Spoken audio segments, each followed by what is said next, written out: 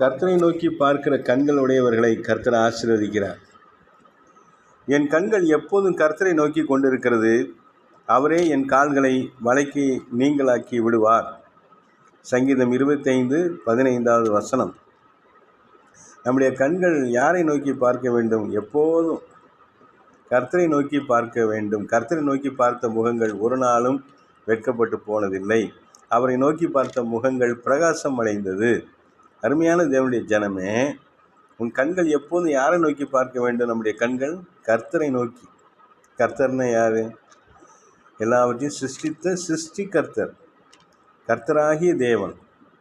உங்களையும் உங்களுக்கு உண்டான யாவற்றையும் ஆசீர்வதிக்கிற தேவன், உங்களை பாதுகாத்து பராமரிக்கிற கர்த்தர். உங்கள் கண்கள் எந்த சூழ்நிலையிலையும் மனுஷன் நோக்கி பார்க்காதீங்க, வெட்கப்பட்டு போவீங்க. கர்த்தரை நோக்கி பாருங்கள்.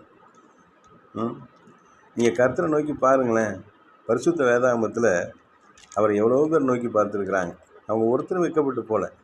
அவரை நோக்கி பார்த்தா தேவைகள்லாம் எப்படி சந்திக்கப்படும் நீங்கள் கேட்கலாம். நீங்கள் அனுபவித்து பார்க்கணும். கர்த்தர் நல்லவர் என்பதை ருசித்து பாருங்கள். கர்த்தர் மேல் நம்பிக்கையாக இருக்கிற மனுஷன் பாக்கியவான். சிங்கக்குட்டிகள் தாழ்ச்சி அடைந்து பத்தினியாக இருக்கும். கர்த்தரை தேடுகிறவர்களுக்கோ ஒரு நன்மையும் குறைவிடாது. நான் இளைஞனுமாய் இருந்தேன், முதிர் வயது உள்ளவனுமாய் இருந்தேன். ஆனால் நீதிமானுடைய சந்ததி ஒரு அப்பத்துண்டுக்காக இறந்து திரிகிறதை நான் காணேன் என்று வேதத்தில் வாசிக்கிறோம். நீங்கள் கர்த்தரை நோக்கி பார்க்குற அந்த ப்ராக்டிஸ் வந்துடணும். லைஃபு எப்பொழுதும் அவரை பார்த்துட்டு இருக்கணும். எப்பயுமே அவரோட இருக்கணும், அவரோட சஞ்சரிக்கணும். தேவனோட நடக்கிற ஒரு அனுபவம் நமக்கு வேணும். மேலான அனுபவம் அது. நம்ம எதுக்கு எடுத்தாலும் ஏதோ ஒரு காரியத்தில் நம்பிக்கையாக இருப்போம். இது வழியாக அந்த தேவையை சந்திக்கலாம், இது வழியாக அந்த வியாதியை குணமாக்கிக்கலாம், இது வழியாக அந்த பிரச்சனையை தீர்த்துக்கலாம், இவர்கள் மூலமாக இதை நம்ம சரி பண்ணி கொள்ளலாம் அப்படின்னு நமக்குன்னு ஒரு ஃபவுண்டேஷன் இருக்கும். நான் அநேக வீடுகளில் ஜெபம் பண்ணும்போது சொல்லுவாங்க, இவர் வந்தால் தாங்க எங்களுக்கு பண உதவி செய்வார். நான் உங்களுக்கு விசுவாசத்தை சொல்லுவேன். கர்த்தரை பற்றி, கர்த்தர் மேலே வைக்கிற நம்பிக்கையை பற்றிலாம் உங்களுக்கு சொல்லிக் கொடுப்பான்னு அவங்க சொல்லுவாங்க. இல்லை பாஸ்டர், இவர் வந்தால் தான் எங்கள் தேவை சந்திக்கப்படும், இவர் தான் எங்களுக்கு செய்வார் அப்படின்னு அவங்க அதையே ஒரு இதாக வச்சுருப்பாங்க. அஸ்திவாரமாக ஒரு மனுஷனை வச்சுருப்பாங்க. அது அல்ல விசுவாச வாழ்க்கை. கர்த்தர் மேலே நம்பிக்கை வைக்கணும்.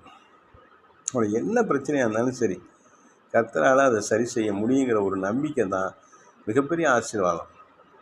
நீங்கள் அதை ப்ராக்டிஸ் பண்ணி பாருங்களேன். எந்த ஒரு சின்ன பிரச்சனையாக இருந்தாலும் தேவ சமூகத்தில் அவருக்கு தெரியப்படுத்திட்டு, ஆண்டவர் நீங்களே இதை எங்களுக்கு செய்யுங்கன்னு. அவர் யார் மூலமாக செய்வார்?